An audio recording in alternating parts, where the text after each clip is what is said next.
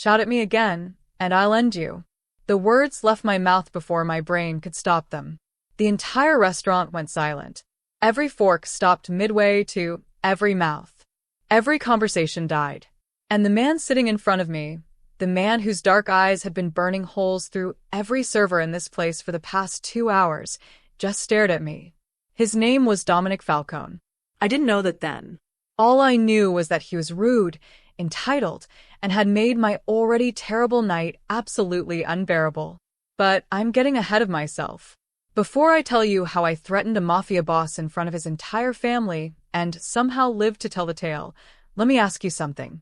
Have you ever been pushed so far, so hard, that something inside you just breaks? Not in a sad way, but in a way that makes you realize you've got nothing left to lose? That's where I was that night. That's the moment everything changed. Hey, how are you doing? Wherever you are right now, whatever you're doing, I hope you're comfortable because this story is going to take you on a journey. I'm talking about the kind of story that proves sometimes the worst moments of your life are actually the doorway to the best ones. Sometimes the person who seems like your enemy is actually your salvation. And sometimes, when you're at your absolute lowest, that's exactly when life decides to hand you something extraordinary. My name is Joanna Hayes. This is the story of how I went from being a broke, exhausted single mother working double shifts just to keep my daughter alive, to becoming the woman who somehow captured the heart of one of the most dangerous men in the city. The story of how one moment of pure, unfiltered rage changed absolutely everything.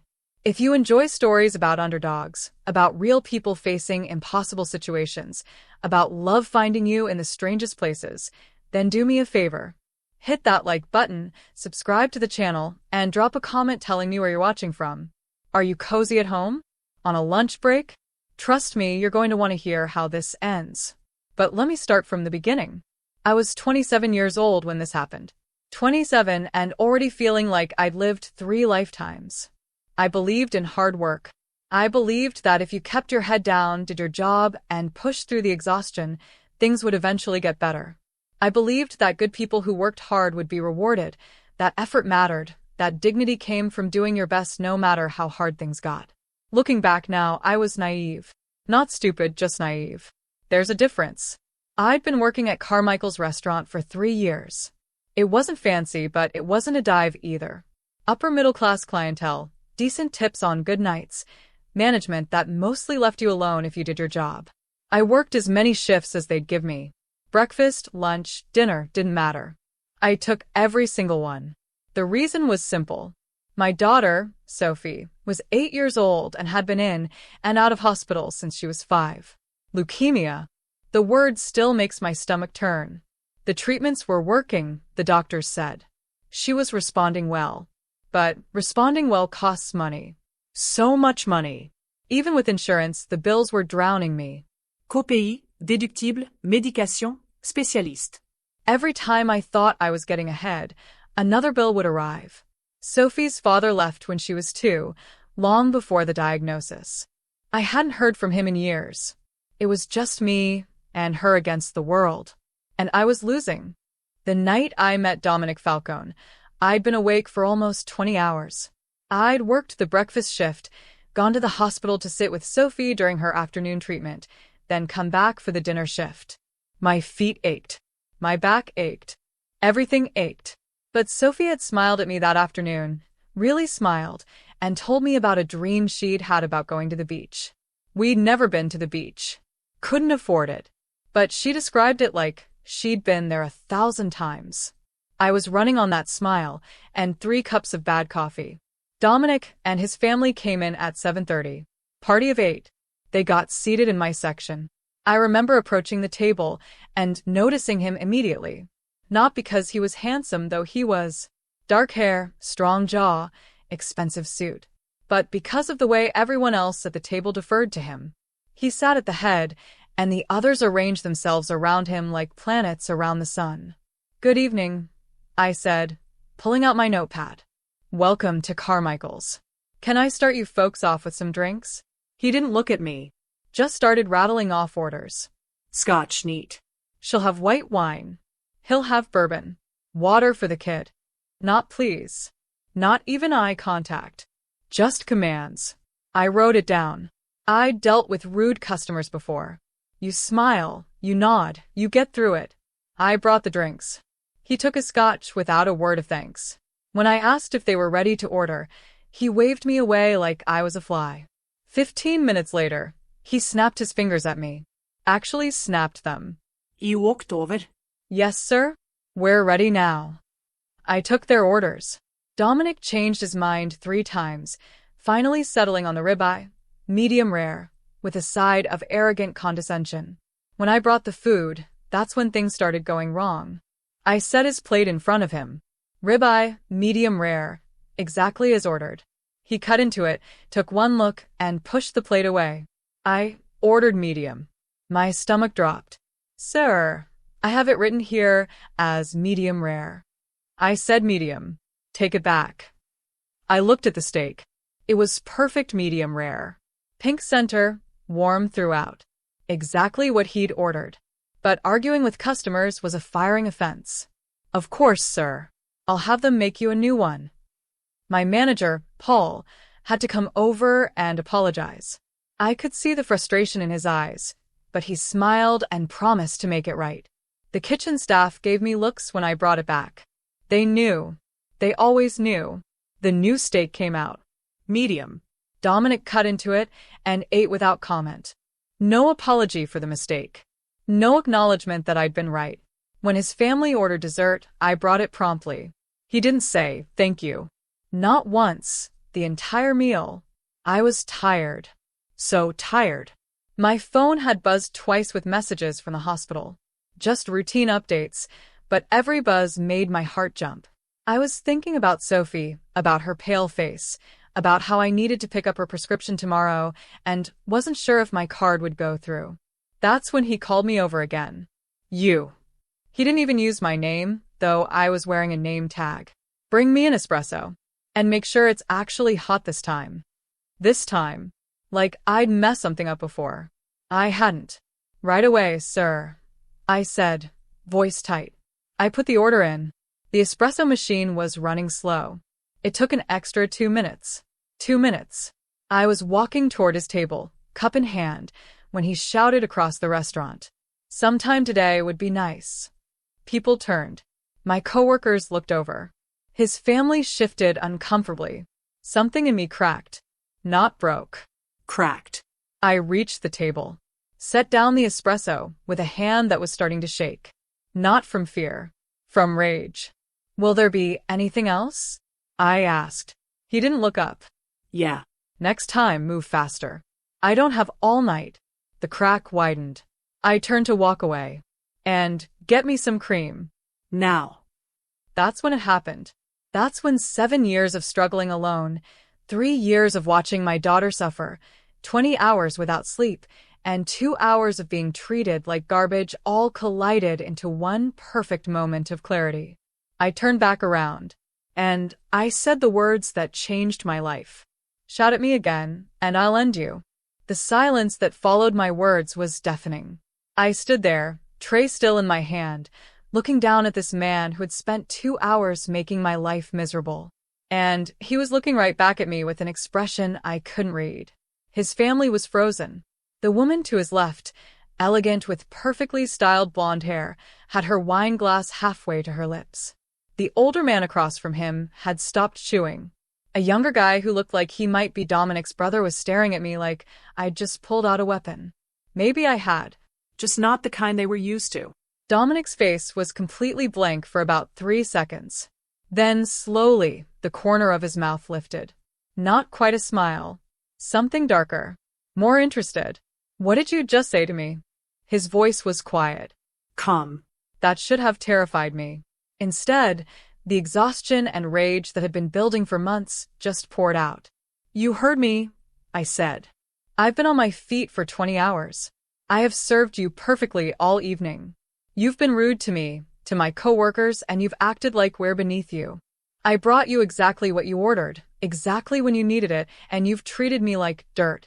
So yes, if you shout at me one more time, we're going to have a problem. My manager Paul was speed walking toward the table. I could see him in my peripheral vision, panic written all over his face. I didn't care anymore. I was already imagining the conversation. I'd be fired. Of course I'd be fired. And then I'd figure something else out because I always figured something else out. Joanna. Paul's voice was strained. Perhaps you should take a break. Perhaps your server should learn her place, the blonde woman said, setting down her wine glass with a sharp click. Perhaps you should all learn some basic human decency, I shot back. The younger guy who looked like Dominic's brother actually laughed, then tried to cover it with a cough when Dominic glanced at him. Dominic stood up. He was tall, over 6 feet. I was 5'5" on a good day.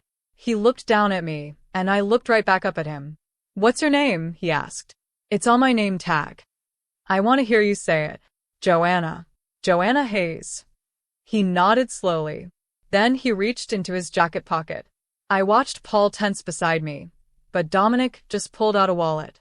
He took out what looked like several $100 bills and placed them on the table. For the meal and the entertainment, he said. Then he looked at me again. You're either very brave or very stupid. Right now I'm very tired and very done with this conversation. That almost smile again. I like you. I don't care. This time he did smile. A real one. It transformed his entire face. He suddenly looked younger, less dangerous. Almost human. We'll see about that, he said. Then he turned to his family. We're leaving. They stood immediately, no questions asked. As they filed past me, the blonde woman gave me a look that could have melted steel. The brother gave me a small nod that might have been respect. The older man just shook his head. Dominic was the last to leave. He paused next to me. That took guts, he said quietly. Most people are too scared to talk to me that way. Maybe you should ask yourself why that is. He studied me for a long moment. What are you doing tomorrow night? Working. Same as every night. Wrong. Tomorrow night you're having dinner with me. I actually laughed. It came out slightly hysterical. Are you serious right now? You think after all that, I want to have dinner with you? I think you're interesting. And I think you could use a break. What I could use is for you and your family to leave, so I can finish my shift. He pulled out a business card and held it out to me. I didn't take it. He set it on the table next to the money. 8 o'clock. The address is on the card. I'll send a car. I'm not coming. We'll see. Then he walked out, and I was left standing there with Paul, who looked like he was trying to decide whether to fire me or hug me. What the hell was that? He finally said. I have no idea. He looked at the money on the table. $500 bills. For a $200 meal. You know who that was, right? Paul's voice was shaking slightly. An incredibly rude customer? That was Dominic Falcone. His family basically runs the north side of the city. Restaurants, construction, shipping, and some other things we don't talk about. The words took a second to sink in. When they did, my knees went weak. Are you telling me I just threatened a mobster? Not just any mobster. The mobster. His father just retired. Dominic's taking over everything. I sat down hard in the nearest chair. I'm dead. I'm actually dead. I don't think so, Paul said slowly. If he wanted to hurt you, it would have happened already. But Joanna, you can't talk to people like that. Especially not people like him. He was being horrible. He's always horrible. That's just how he is. You smile, you take the tip, you move on. I looked at the business card on the table. Heavy stock, expensive. Just a name, a phone number, and an address embossed in black. He asked me to dinner, I said. Paul's eyes widened. He what? I'm not going. Joanna. Paul pulled out a chair and sat down across from me. I'm going to give you some advice, and I need you to really hear me. Men like Dominic Falcone don't ask. They tell. If he wants you at dinner, you should probably go. That's insane. I'm not interested in him. I'm not interested in anyone. I have Sophie to think about. At the mention of my daughter, Paul's expression softened. He knew about Sophie. Everyone at the restaurant knew. They'd covered my shifts when I had to rush to the hospital. They'd donated money when I couldn't make rent. They were the closest thing to family I had besides my daughter. How is she? He asked. Good. Better. The new treatment is working. I didn't mention that the new treatment cost 3 times as much as the old one, or that I was already 2 months behind on the hospital bills. Then think about it practically, Paul said. A man like that with those resources. Maybe he could help. I'm not prostituting myself for medical bills, Paul. That's not what I meant. I'm just saying, maybe don't completely dismiss it. Have dinner. See what he wants. At worst, you get a free meal. I picked up the business card. The address was for a restaurant downtown. The nicest one in the city. The kind of place I'd never been able to afford. I'll think about it, I lied. I had no intention of going. The rest of my shift passed in a blur. My other tables were easy by comparison. I couldn't stop thinking about Dominic's face when I'd threatened him. The amusement in his eyes. The way he'd looked at me like I was a puzzle he wanted to solve. When I finally got home at midnight, my apartment felt especially small and empty. It was a 1-bedroom in a rough part of town. Sophie's room was the bedroom. I slept on the couch. The walls were thin enough that I could hear the neighbors fighting. The heat worked sporadically, but it was ours, and I kept it clean. I checked my phone. 3 messages from the hospital. I read them with my heart in my throat. All routine. Sophie was sleeping. Vitals were good. She'd eaten dinner and asked when I was coming. Tomorrow, I texted back to the nurse, even though she was probably asleep. I'll be there after my morning shift. I set an alarm for 5:30 and lay down on the couch. Sleep wouldn't come. I kept seeing Dominic's face. Kept hearing his voice. I like you. Nobody had said that to me in years. Not romantically. I'd shut that part of myself down when Sophie got sick. There was no room in my life for dating or relationships or anything that wasn't work and hospital visits. But something about the way he'd looked at me had woken something up. Something I'd thought was dead. I hated it. The next day crawled by. I worked the breakfast shift, then went to the hospital. Sophie was having a good day. Her color was better, and she actually sat up when I came in. Nah. She reached for me, and I gathered her into my arms, careful of her for. Hey, baby. How are you feeling? Tired, but better. Nurse Kelly said my numbers are good. I kissed her forehead.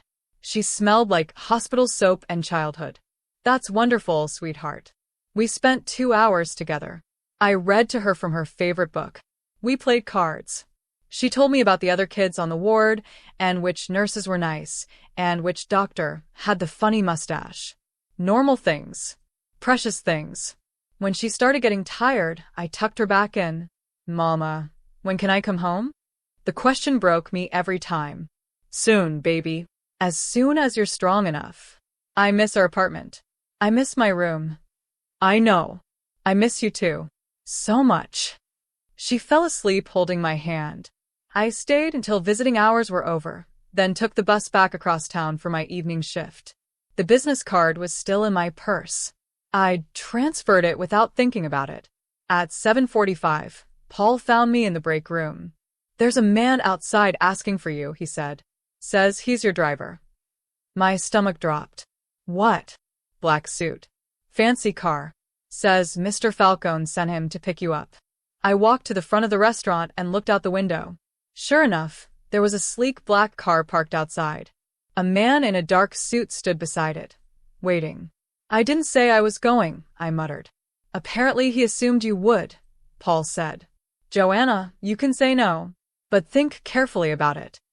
I thought about Sophie, about the bills stacked on my kitchen counter, about the notice from the hospital about my overdue balance, about how tired I was, all the time, every day. I thought about Dominic's smile and the way he'd looked at me like I mattered. I need to change, I heard myself say. Paul grinned. Go. I'll cover your section. I had an emergency outfit in my locker. A simple black dress I kept for funerals or the occasional event. I changed quickly, ran my fingers through my hair, and looked at myself in the bathroom mirror. I looked exhausted. Pale. Scared. This is a mistake, I told my reflection. Then I walked outside and got in the car. The leather interior of the black car smelled like money and something expensive, maybe sandalwood. It was silent, insulated from the city noise that usually followed me home. The driver, a man named Leo, didn't speak.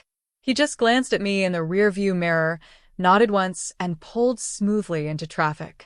I sat stiffly against the plush seat, clutching my small purse. This felt wrong. Every instinct I had, the part of me that was dedicated solely to keeping Sophie safe and my life clean, was screaming. But the other part, the exhausted, desperate part, was whispering about the $500 Dominic had left on the table and the mountain of bills waiting for me at home. Leo pulled up to the curb of the Florentine. It wasn't just the nicest restaurant in the city, it was an institution. The kind of place where reservations were months out and the valets wore tuxedos. Dominic was already waiting in a booth tucked away in the back, the kind of booth that suggested privacy and power. He was wearing a different, even more tailored suit, and he stood when I approached the table. No one else did that for me. No customer, no manager. Joanna, he said. His voice was different here, softer than it had been at Carmichael's, almost conversational. Dominic, I replied, refusing to use a title of respect. He pulled out the chair for me. He said. He didn't order. The waiter, a polished man who clearly recognized Dominic, approached immediately and poured us water. I didn't think you would come, Dominic admitted, leaning back, his dark eyes never leaving mine. I didn't think you would send a driver, I countered. I assumed this was some kind of elaborate joke. Everything I do is elaborate, Joanna. And I don't joke about things that capture my attention. I braced myself. This was the moment. The apology and the threat, or maybe just the threat. Why am I here, Dominic? Did you bring me here to fire me again in a fancier location? He actually chuckled, a low rumble in his chest. I brought you here because you intrigued me. Most people in my life have either been paid to be here or are trying to get something from me. You were the first person in years who wasn't afraid of me and actually had the nerve to talk back. I was tired and angry. It doesn't mean I'm brave. It means I reached my breaking point. The breaking point is where the truth comes out, isn't it? He signaled the waiter, who brought a bottle of expensive red wine and 2 menus. Order anything you want. Don't look at the prices. I ordered the cheapest thing on the menu, a simple pasta dish, just to be difficult. He ordered the most expensive, an obscure dry, aged steak. As we waited for the food, the real reason I was there started to emerge. He didn't talk about my threat. He talked about my job. You're wasting your talent as a waitress, Joanna, he said, swirling the wine in his glass. I'm a hard worker. I don't call that wasted. But you're a cook, aren't you? Carmichael's isn't where you want to be. I watched you interact with the kitchen staff. You have a deep understanding of the service industry. You know how restaurants run, the margins, the pressure points. I stared at him. How do you know that? I know everything about everyone who works near my dinner table. I know you got a culinary certificate before your daughter got sick. I know you wanted to open a bakery. I know the name of your daughter's doctor and the current balance of your medical debt. My blood ran cold, much colder than it had when I threatened him. This was the core catastrophe. The moment he revealed he was not just a rude customer, but an omniscient threat who had weaponized my deepest vulnerability. He had violated the privacy of my desperation. You looked into my life? My voice was tight with suppressed fury. I had my people run a basic background check. I needed to know why the little waitress suddenly found her spine. When I saw the files on Sophie, I understood. You aren't fighting for yourself, Joanna. You're fighting for her. He pushed a thick, cream-colored envelope across the table. It was heavy. What is this? An offer. I need someone like you. Not a waitress. A manager. A fixer. I own 3 restaurants downtown, and frankly, they are sloppy. They waste money. I need someone honest, with a mind for profit and a real understanding of what makes a kitchen run efficiently. Someone who knows how to control the staff. He paused, letting the weight of the proposal sink in. I am offering you the position of regional hospitality manager. It comes with a salary of $150,000 a year and full, unlimited benefits coverage for you and your family. The number hit me like a physical blow.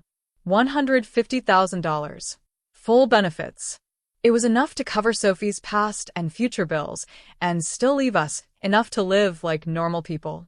It was the absolute, Irresistible offer that hooks the protagonist completely. I don't work for criminals, Dominic. Do you know where the $4,000 you spent on Sophie's last treatment came from, Joanna? He asked, not missing a beat. The hospital used Venture Holdings Group, LLC, to factor your outstanding invoices. Venture Holdings is a subsidiary of Falcone Enterprises. You are already working for me. You just didn't know it. The evidence I should have seen but missed. The faceless, cold corporation funding my daughter's healthcare was secretly linked to the man who is now offering me a job. The entire system was one massive trap. I was already indebted to him. This is blackmail, I whispered.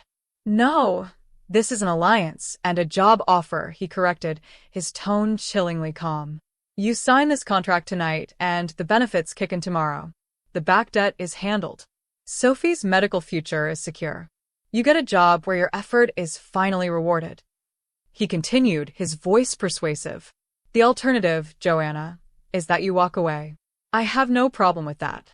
But you go back to Carmichael's, where you'll be fired by the end of the week because you threaten the biggest customer they have. The bills keep piling up. And in 3 months, you lose the apartment and Sophie loses access to the best care. The personal stakes had just expanded to affect my loved one in the most devastating way. He wasn't threatening me. He was threatening Sophie's chances. I reached for the envelope.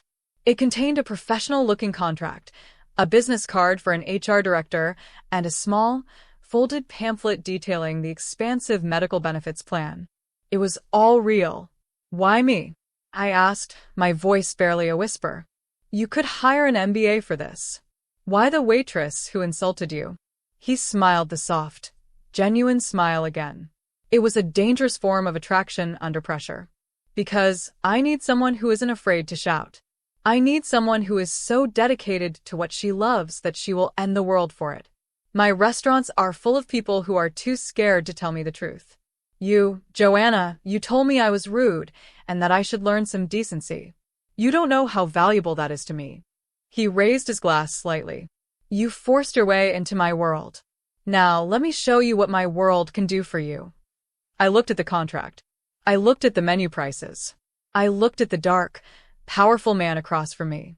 Every action I took led to compounding problems, but this single choice was the only one that offered immediate, total safety for Sophie. I picked up the pen the waiter had left on the table.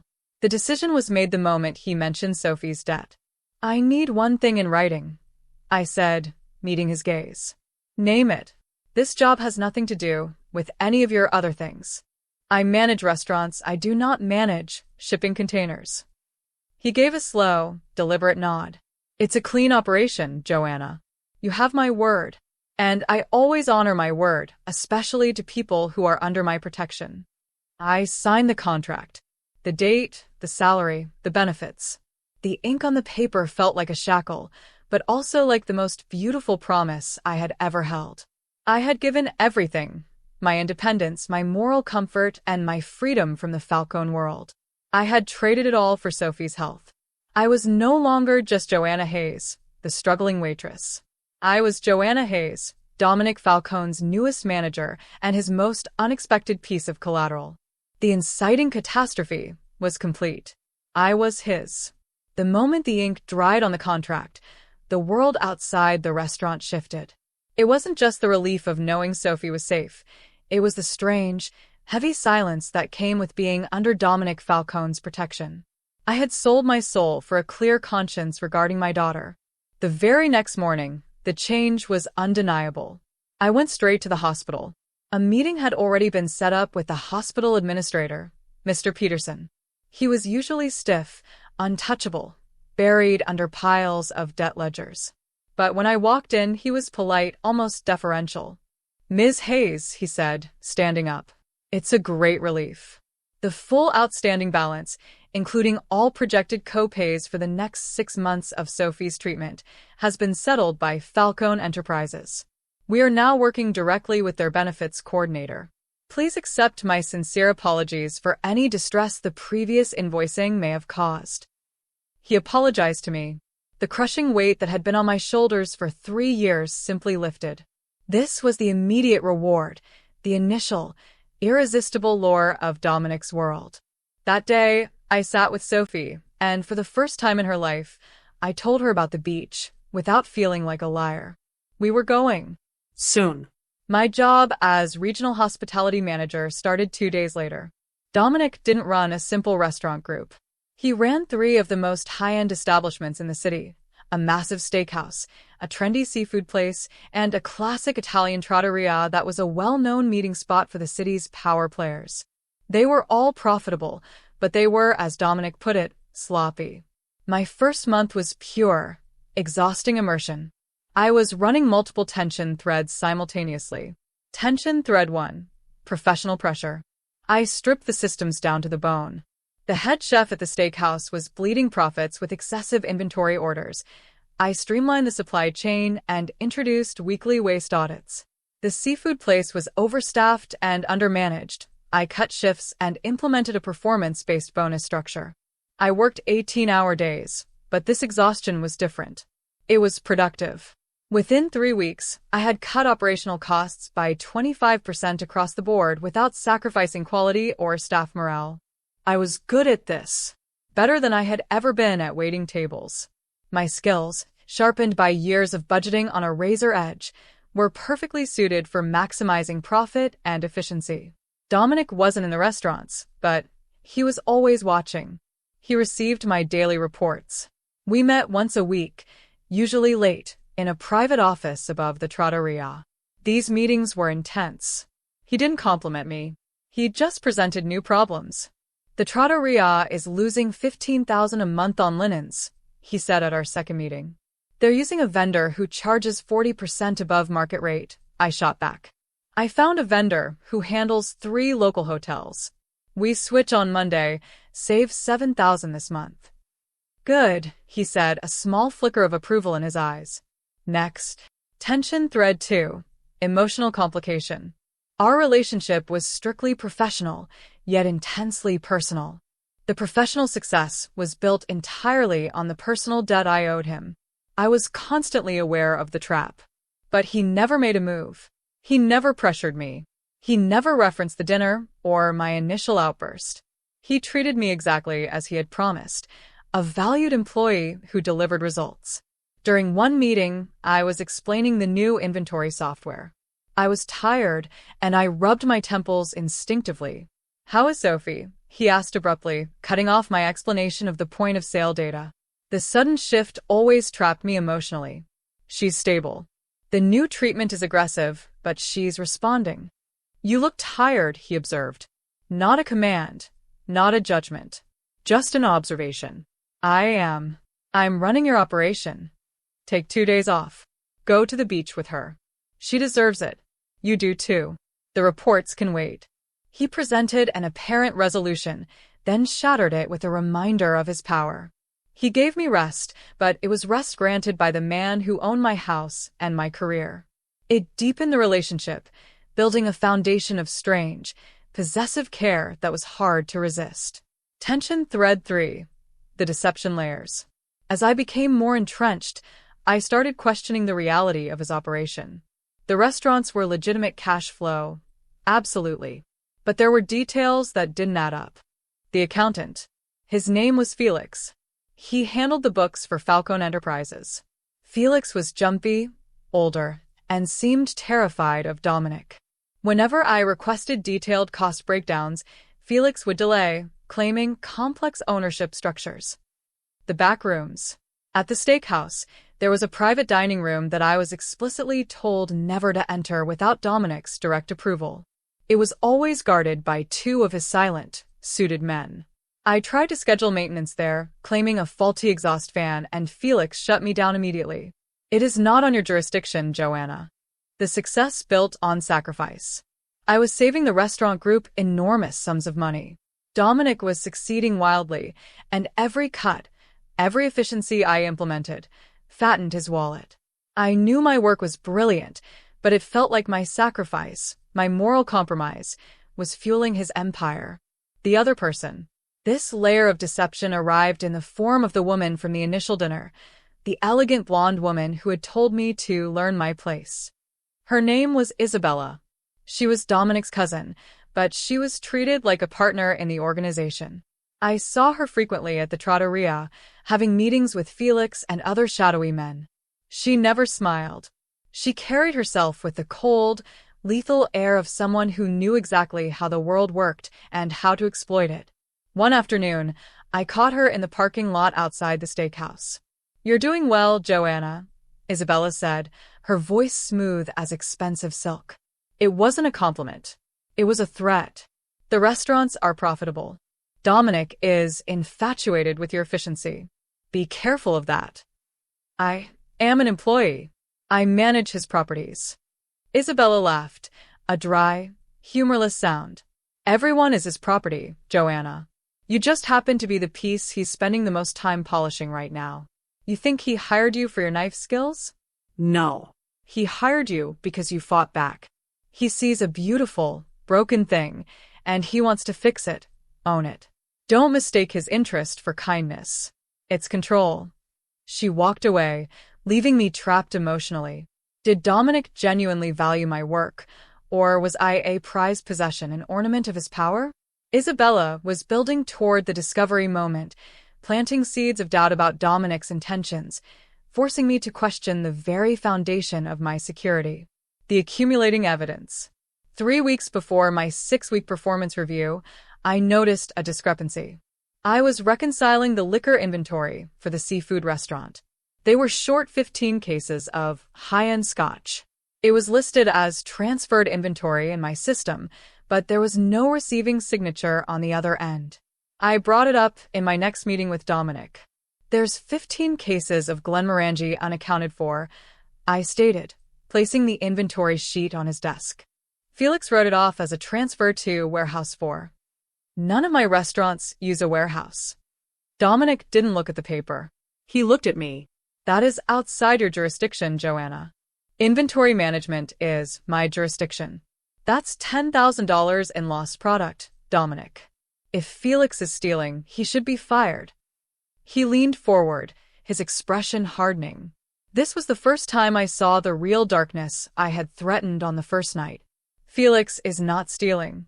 The transfer was legitimate. You manage the restaurants, Joanna. You make them profitable. You do not ask questions about the external logistics of Falcone Enterprises. Do you understand? I understand that I'm being told to ignore $10,000 in theft. You are being told to focus on what you were hired for. The other movements are not your concern. Let me be clear. I hired you to keep your daughter safe and keep my books clean. You are succeeding at the first. Don't jeopardize the second by crossing lines you don't need to cross." I backed down. I had to. The threat, though unspoken, was loud. He was reminding me that the safety he provided was conditional. The evidence of betrayal, the use of my legitimate enterprise for shady, external logistics, was accumulating right in front of me.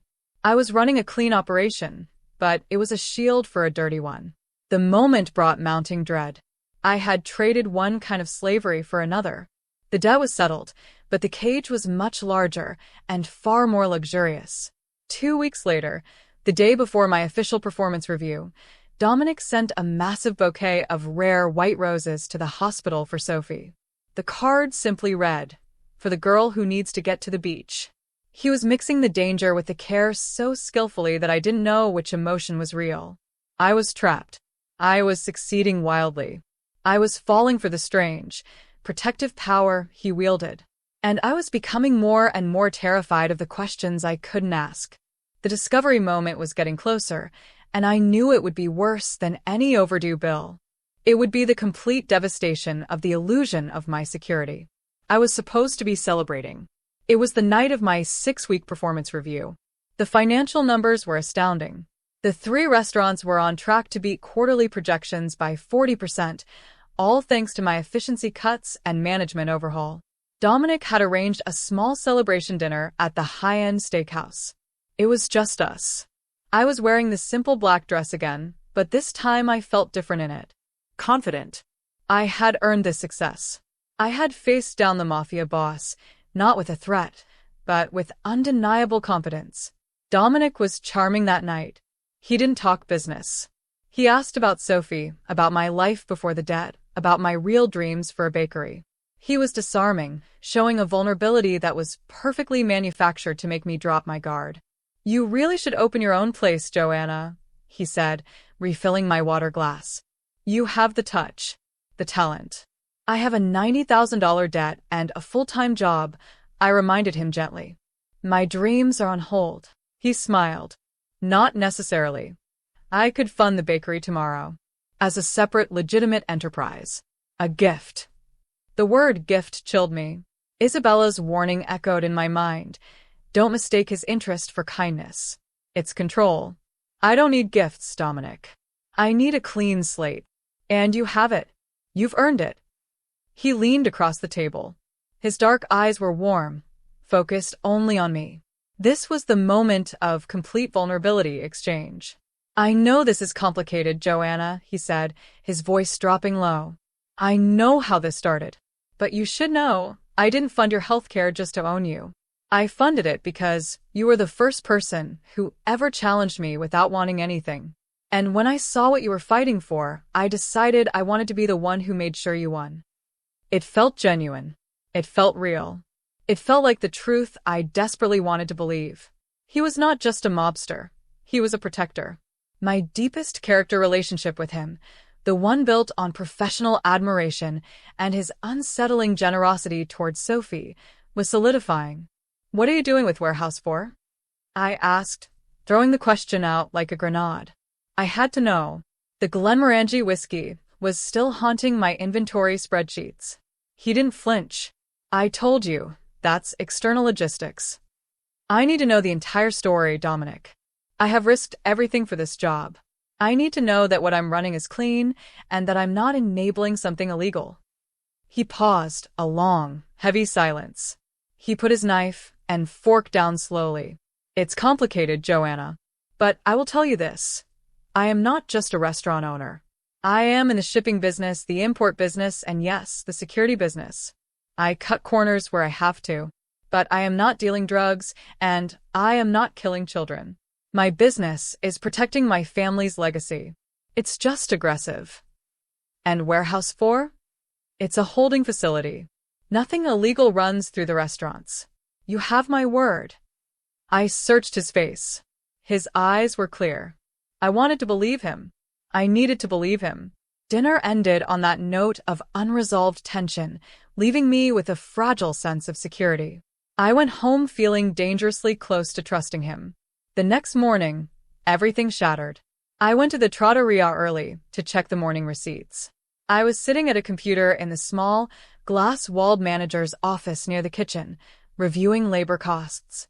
I was alone, or so I thought. Felix, the accountant, was having a panicked conversation on the phone in the adjacent hallway, thinking the office door was closed. I heard his voice, high and frantic. I told him, "You can't just move $3 million through the restaurant accounts. Her reports are too good. She'll see the anomaly." My heart stopped. $3 million. The number was catastrophic. I froze, listening. Felix continued, pacing. He told me she's obsessed with the inventory. She's focused on the missing whiskey. I tried to tell her it was logistics, but she's smart. She'll put together that Warehouse 4 is the delivery point for the illegal alcohol and tobacco shipments. Illegal alcohol and tobacco shipments. Not drugs, but definitely not clean either. A massive, untaxed operation hiding in plain sight. I reached up slowly and turned down the computer monitor brightness, making it look like the screen was off. I needed to hear more. Felix dropped his voice, but the hallway was too quiet. "Look, Isabella is right.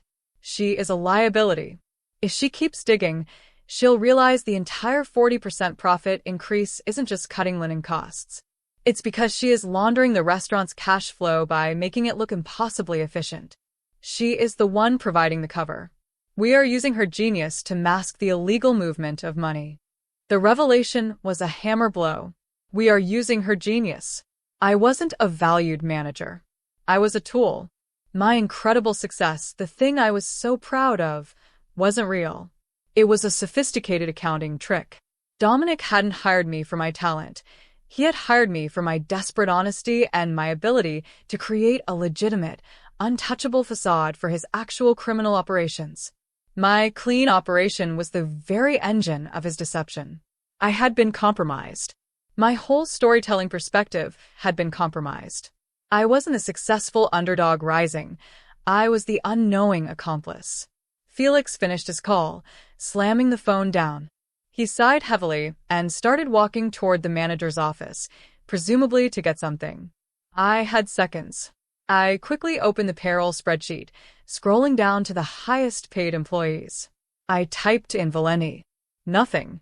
I typed in Falcone. Nothing. Then I typed in Isabella. The name popped up. Isabella Falcone. Title: Legal Consultant. Salary: $400,000 a year. But the exposition of unexpected links didn't end there. Next to her salary was a small note in brackets: primary contact for Venture Holdings Group, LLC. The facade completely crumbled. Isabella, the cold woman who warned me, was the primary contact for the entity that owned my debt. It confirmed the terrifying link between my debt, my job, and Dominic's empire. It showed Isabella had been tracking me from the start. Felix stepped into the office. I was staring blankly at the spreadsheet. "Ms. Hayes," he said, jumpy. "Good morning. Just getting the books." "Felix," I interrupted, keeping my voice level despite the roaring in my ears. "Who is the owner of Warehouse 4? He paled instantly. His eyes darted around the room. I told you, that's external logistics. I am the regional manager. I need to know where I am transferring my excess inventory, Felix. Who owns the warehouse?" He started stuttering. "I can't tell you that. Mr. Falcone." "Does Mr. Falcone own the warehouse, Felix? Yes or no?" His silence was the answer. I closed the laptop gently. The deepest character relationship was shattered. The admiration, the protection, the genuine care for Sophie, it was all conditional on my ignorance. It was a carefully constructed lie designed to secure the most effective cover for his financial crimes. I had to get out. I had to strip myself of his support system. I couldn't risk Sophie's well-being being tied to this level of illegality. But how? I was still bound by the contract, and every cent I had was tied into his promise of security. I walked out of the office and straight to the bank. I didn't care about the risk. I needed proof, something outside his electronic reach. I requested my full personal banking history for the last 2 months. When the teller handed me the printed statement, I focused only on the initial $4,000 deposit. It had come from Venture Holdings Group, LLC. Below that, I saw the payment from Falcone Enterprises, my first salary deposit. And below that, something unexpected. A large transfer labeled only as medical reimbursement. It was $60,000. It had gone directly to St. Jude's Hospital. I knew about the $4,000. I knew about the salary. But I didn't know about the $60,000. He had paid off the entire historical debt, not just the co-pays and immediate needs. He didn't just give me a clean slate. He wiped the board. The devastation hit me. He had used my desperation to secure my complicity, but he had also done the one thing I couldn't do myself. He had saved Sophie completely. I was trapped by a lie, but that lie had saved my daughter's life. I was his financially, legally, and now morally. The support system was stripped away, and I was left with a horrible truth. I was an unwilling criminal, deeply indebted to the man who controlled my daughter's medical future. The $60,000 deposit for Sophie's long-term care burned a hole in my mind. It was the anchor. Dominic hadn't just helped me. He had completely isolated me. I couldn't report him now. If I exposed the money laundering, the hospital would investigate the source of the payment. The funds would be seized as illicit, and Sophie's treatments would stop immediately. I had traded my independence for my daughter's survival, and Dominic had locked the door with a key only he held. The moment of despair hit me on the bus ride home from the bank. I was riding the same route I had taken every night for 3 years as a waitress, but now I was carrying the weight of a powerful crime boss and the knowledge that I was complicit in his operation. I knew I had to lose the job. I had to sever the connection to his dirty money and his manipulation, even if it meant sacrificing the salary and the benefits. I needed to move back to the shadows, where I could fight my own battles alone. The next morning, I went straight to Dominic's private office, the one above the trattoria. I didn't call ahead. I walked past the silent security guards, past the expensive mahogany desk, and found him already working, reviewing reports. "I quit," I announced, placing my company ID badge on his desk. My voice was steady, but my hands were shaking slightly. Dominic didn't look up immediately. He finished marking a line on a ledger with a red pen before slowly raising his eyes. "You quit," he repeated flatly. "I can't do this anymore, Dominic. I know about venture holdings. I know about Warehouse 4 and the cash flow discrepancies. I know my efficiency reports are being used to launder money from illegal shipments. I'm not a criminal." He leaned back in his chair, folding his arms. The mask of charm was completely gone. This was the man who ran the north side of the city. Cold. Dangerous. "You are under contract, Joanna," he said. "The terms of your employment are explicit. You signed a 5-year agreement. That contract is null and void due to illegal activities. I can report you, and I will." He sighed, a sound of weary patience, as if I were a child who had misplaced a toy. "If you report me, I will be inconvenienced for a short time. My lawyers are very good. You, on the other hand, will lose everything." He stood up, walking around the desk to stand directly in front of me. The isolation amplification technique was working. The office felt oppressively silent, just the two of us and the truth. "Let's review the facts, Joanna," he said, his voice dropping low. "You are broke. You owe an old debt to a company linked to me. Your daughter's life is only secure because of a $60,000 payment that came directly from my illegal operation. That money is traceable. If you open an investigation, the payment is flagged. It is seized. The hospital is forced to stop treatment until you can find legitimate funding." He wasn't threatening to hurt me. He was forcing me to choose between terrible options. The option to fight back meant choosing Sophie's immediate health over my moral freedom. "I'll pay it back," I whispered. "I'll find another job. I'll take a loan." He laughed, a sharp, dismissive sound. "With what collateral?" "The house. You sign the lien over to Venture Holdings. If you default on your original $4,000 loan, which you still haven't paid back, by the way, the deed converts immediately. I own it. Felix has the papers ready. You lose your home, your security, and your ability to bring Sophie home when she's better." This was the rock-bottom moment. The loss of my home and financial security, justified by the terms of the initial, predatory agreement. He was taking the house because I signed the papers. "You said you wouldn't take the house if I took the job," I challenged, clinging to the only promise I thought I had.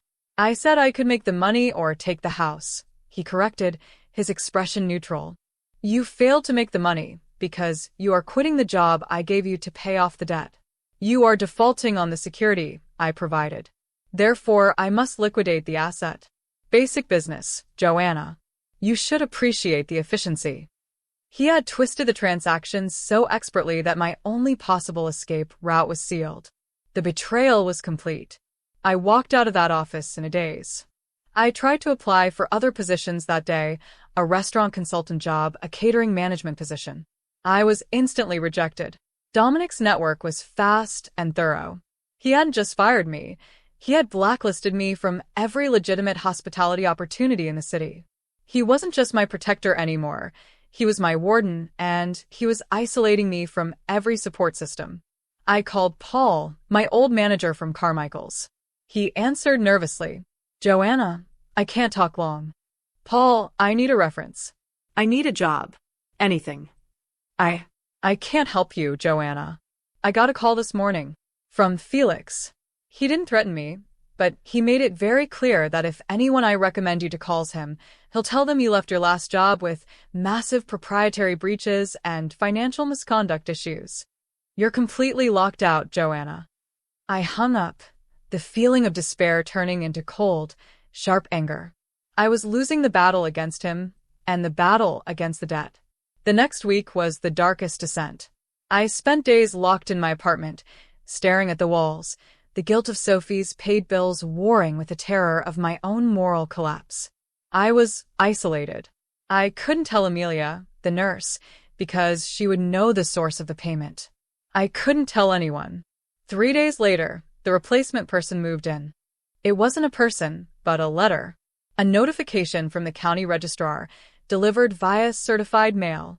It was a formal notification that ownership of my duplex had been transferred to Venture Holdings Group LLC due to default on the loan agreement, effective immediately. The papers were signed, sealed, and legally binding. I had 24 hours to vacate the property. I sat on the floor of my empty living room, surrounded by boxes of Sophie's clothes, and felt the complete physical and mental breakdown. Everything was gone. My job, my security, my home. The only thing I had left was the debt I owed Dominic for saving my daughter. I grabbed the one personal item I had salvaged from the wreckage of my old life, my grandfather's worn, leather-bound recipe journal. It contained all my original bakery plans, my perfected sourdough starter recipe, the secrets of my past. It was meaningless, yet precious. That night, I drove to the hospital. I couldn't risk taking Sophie back to the apartment, which was now legally Dominic's. I sat in the visitor's lounge, watching the monitors, feeling utterly hopeless. I had one final, desperate option: leave the city. But even that was impossible. Dominic knew my daughter's location. He controlled her care. He had built the cage with my daughter's life as the centerpiece. I had reached rock bottom. My complete devastation was complete.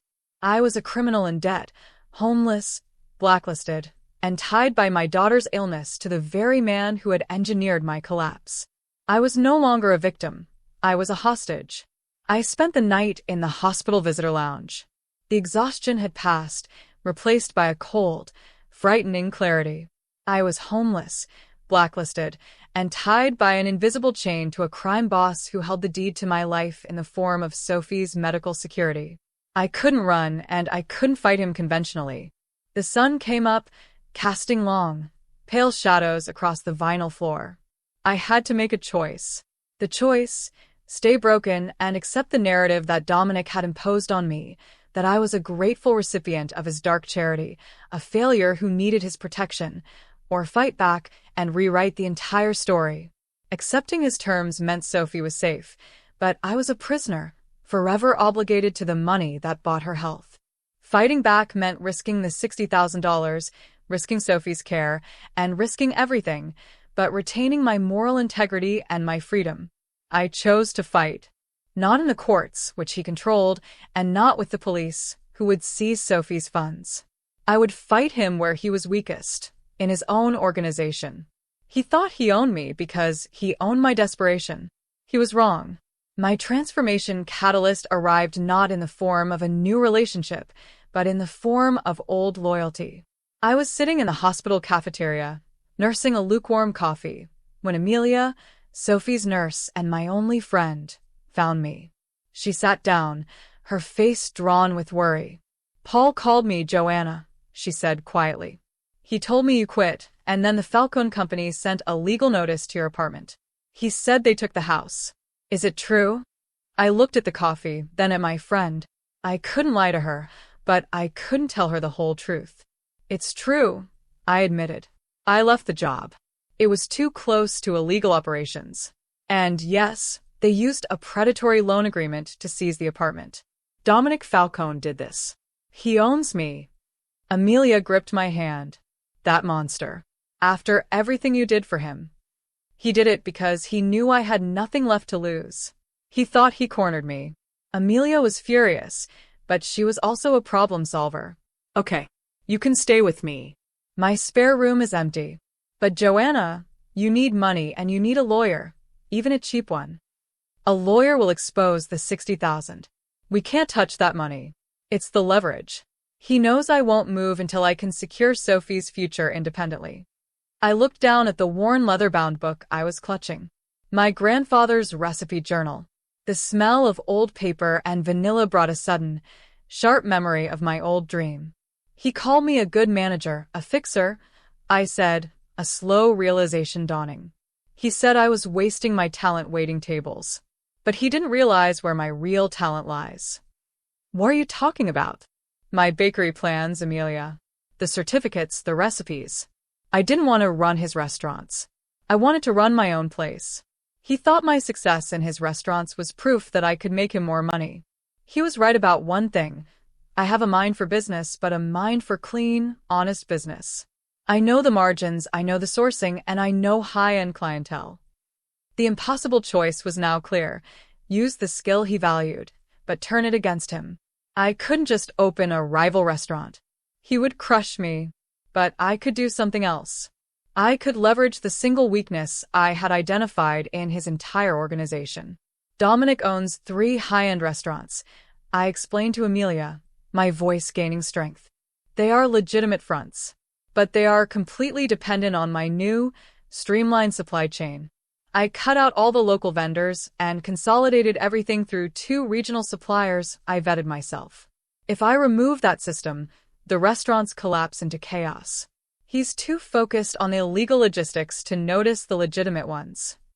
My new strength was hidden in plain sight, my professional brilliance.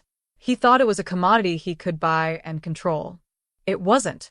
What are you planning? Amelia asked, fear and excitement mixing in her eyes. I can't just quit. I need to make money quickly, but I need to do it without touching the $60,000 in Sophie's account. I need to build a new business that is so successful, so clean, that it creates enough wealth and security to replace his protection, and I need to do it by leveraging his weakness. The legal discovery that changes everything wasn't a paper trail, it was a physical person. Amelia, I said, leaning in. Do you remember the whiskey I asked Dominic about? The Glenmorangie? The missing inventory? Yes. It was transferred to Warehouse 4. That warehouse is the holding point for his illegal shipments. But if he's using the warehouse to distribute contraband alcohol and tobacco, he's not paying taxes, and he's not paying the legitimate local distributors. So there are local suppliers who he cut out of the restaurant chain entirely because I made his system too efficient. People who hate Dominic Falcone and want their old contracts back. I pulled out my phone. I still had my professional contacts list, names, and numbers of all the local vendors I had replaced with the regional suppliers. I'm going to find the best, most reputable, most wronged local meat, produce, and wine vendors, I declared. I'm going to offer them a new, highly specialized catering contract. Not for big events, but for the exclusive, high-end private market. I'm taking the culinary skills I was saving for my bakery, and I'm turning them into a high-profit, hyper-luxury catering business called Joanna's Kitchen. No storefront, no major overhead. Just quality, service, and discretion. Amelia looked skeptical. You think you can compete with Falcone's places? I won't compete. I will service the clientele Dominic can't touch because they are too legitimate to be seen near his empire. And I will do it using the local distributors he alienated. They'll fund me because I represent their chance to stab him in the back without getting their hands dirty. The plan was audacious. It was the catalyst for transformation. I would accept the new reality and rewrite the narrative. I would remain the victor by becoming the one thing Dominic could never truly control, a completely clean operation that used his own tactics, efficiency, and network against him. I stood up. I was still broke. I was still homeless. But I was no longer afraid. I need your spare room, Amelia. And I need the number for that wine distributor Dominic cut out last month. The one who sells that incredibly rare Italian Barolo. My heart pounded with determination. The choice was made. I would build my own security, brick by clean, honest brick, and replace his dirty money with my own legitimate success. Then and only then would I be truly free to face him. The transformation was absolute. Over the next 6 months, I poured every ounce of my energy into Joanna's Kitchen. Amelia let me crash on her couch, and my new business operated entirely through word of mouth, fueled by the disgruntled, high-end distributors Dominic had scorned. I specialized in small, exclusive events, private parties for lawyers, gallery openings for artists, and corporate dinners for legitimate firms that wanted discretion and unparalleled quality. The local suppliers, the ones Dominic had alienated, loved me. I paid them on time, treated them with respect, and offered them access to the most high-value clientele in the city. They were my support system, my silent partners in the war against Falcone. The business exploded. I was generating revenue that rivaled my old salary at Falcone Enterprises, but every dollar was clean, earned through sheer labor and honest profit margins. I didn't just find a new strength, I discovered I was an empire builder in my own right.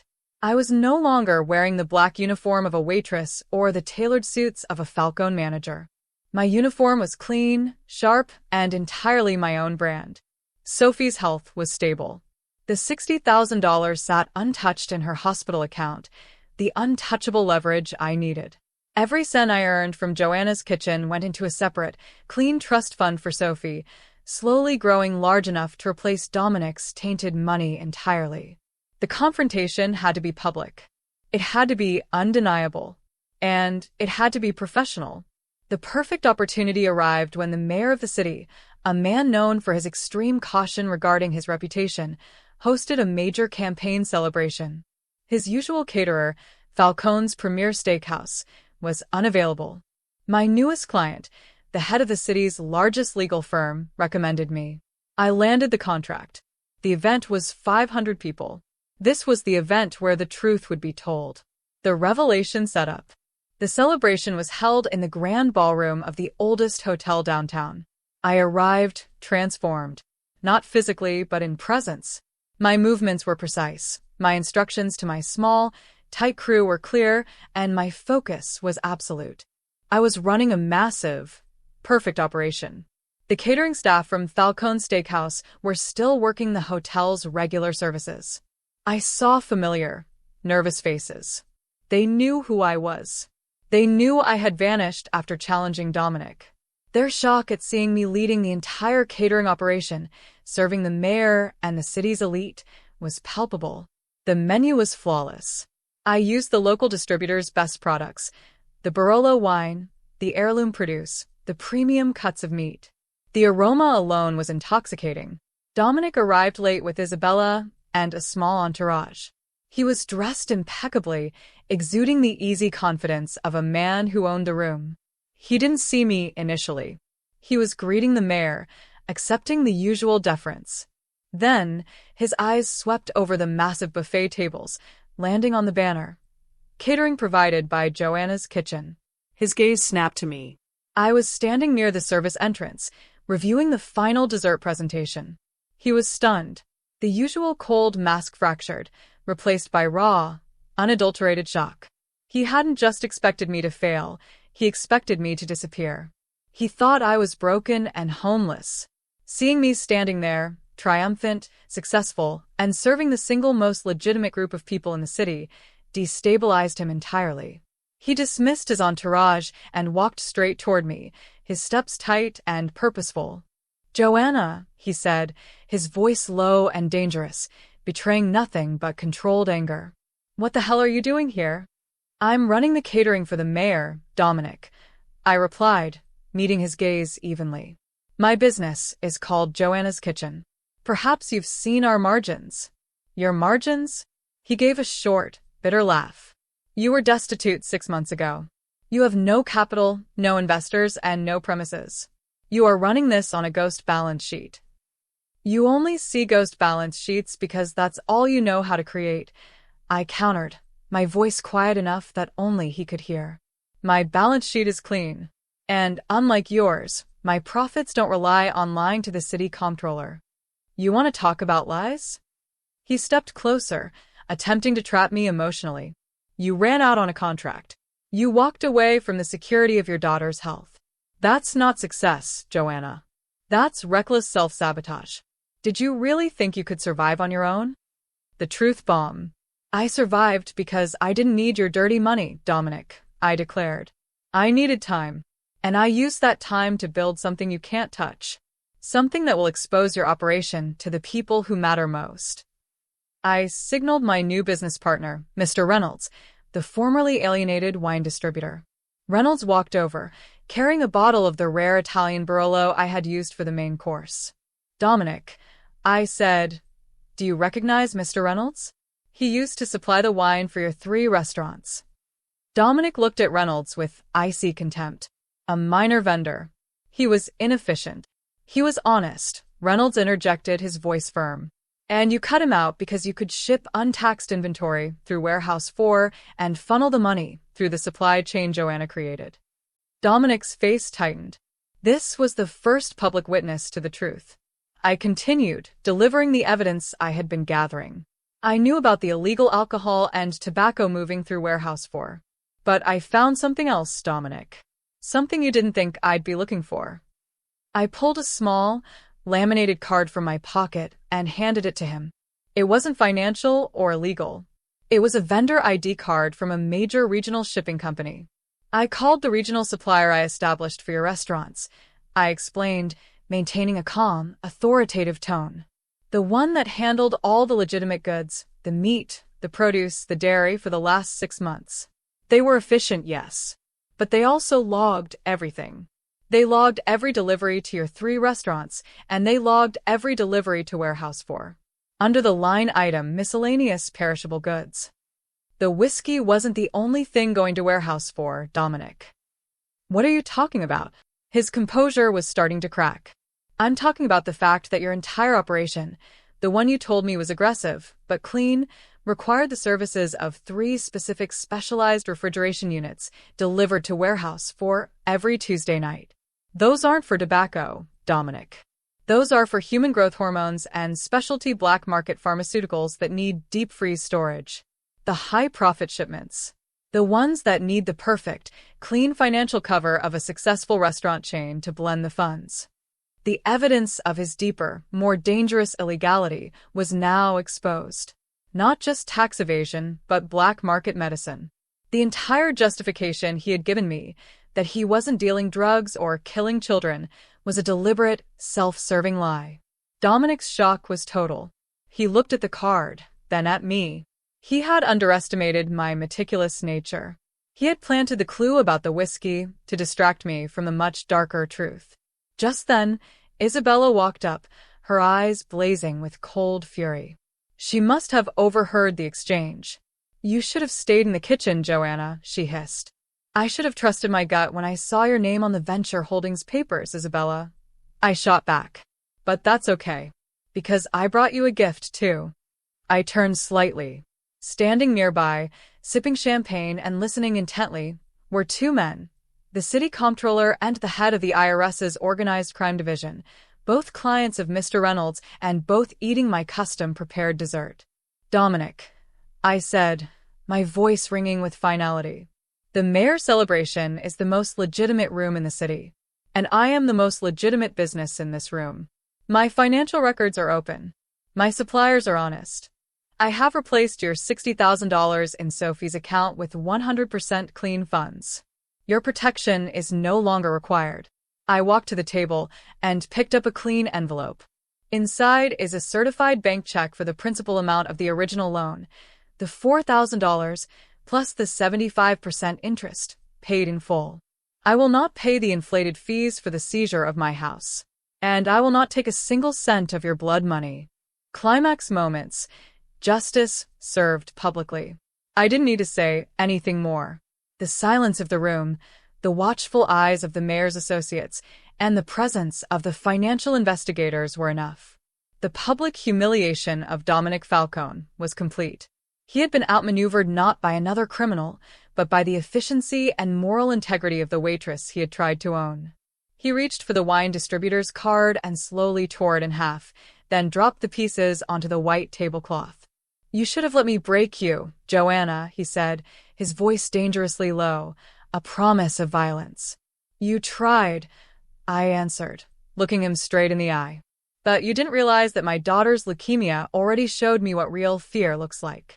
You are nothing compared to that. I am no longer your victim. Dominic turned and walked away, his exit quiet and devastatingly final. Isabella followed, pausing only to give me one last look of utter hatred. The witnesses had the evidence. The confrontation was over. My worth was proven. The triumph was mine.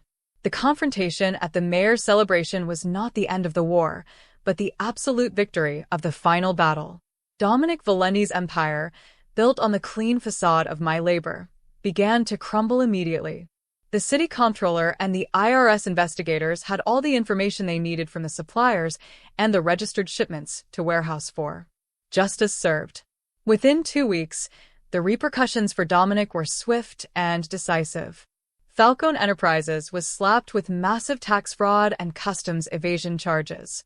The 3 restaurants were seized by the city for investigation, effectively shutting down his legitimate cash flow. Dominic was not immediately arrested, his lawyers ensured that, but the financial pressure was crippling. His reputation among the city's legitimate power players was destroyed. He went from being a respected, albeit feared, businessman to a known criminal entity under federal scrutiny. The destruction extended to his personal relationships. Isabella, his cousin and co-conspirator in the venture holding scheme, was named in the initial civil filings. The cold, ruthless loyalty of his family fractured under the weight of the investigation. The most satisfying form of justice was the loss of control. Dominic had lost his most valuable asset, the unquestionable legitimacy of his restaurant operation, which I had built and then publicly dismantled. Protagonist's triumph. My victory was total, built on the solid foundation of Joanna's Kitchen. 6 months after the public confrontation, I was no longer operating out of Amelia's spare room. I signed the lease on a beautiful, small commercial space downtown, my dream bakery, finally realized. It was sleek, modern, and entirely funded by the profits of my successful catering business. I named it Sophie's Beach House Bakery. The name wasn't just a tribute to her, it was a promise fulfilled. Sophie's health was better than ever. The leukemia was in remission. I had successfully replaced the $60,000 of Dominic's money with clean, legitimate funds in Sophie's trust account. I finally had the financial security that allowed me to tell the hospital to close the Falcone-funded account and use my own. It felt like shedding the last piece of the gilded shackles. I was running a successful career, and I had financial security. More importantly, I had personal growth. The terrified, exhausted waitress was gone. In her place was a businesswoman who understood power, not as something granted by wealth or intimidation, but as something earned through integrity and skill. A new relationship. My friendship with Amelia deepened into a genuine, respectful partnership. She left the hospital to become my head of operations, handling the logistics of Joanna's Kitchen catering while I focused on the bakery. And then there was Mr. Reynolds, the wine distributor who was the first to openly defy Dominic and work with me. During the intense months of building the catering business, we spent countless hours together, working through supply lists and negotiating contracts. He saw my resilience, my honesty, and my fierce dedication to Sophie. I saw his quiet integrity and reliability. Reynolds, who told me to call him Ethan, started attending Sophie's hospital visits with me. He was kind, patient, and utterly consistent. He didn't offer to solve my problems with money or power. He offered shared labor and quiet support.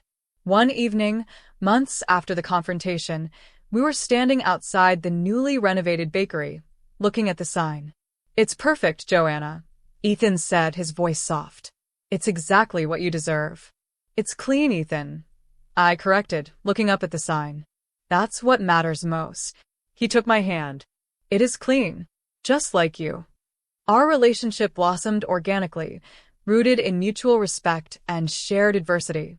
It was the antithesis of my twisted dynamic with Dominic. No manipulation, no debt, just 2 honest people building something good together. We started dating quietly, a relationship focused on stability and hope, not high-stakes drama. Final reflection.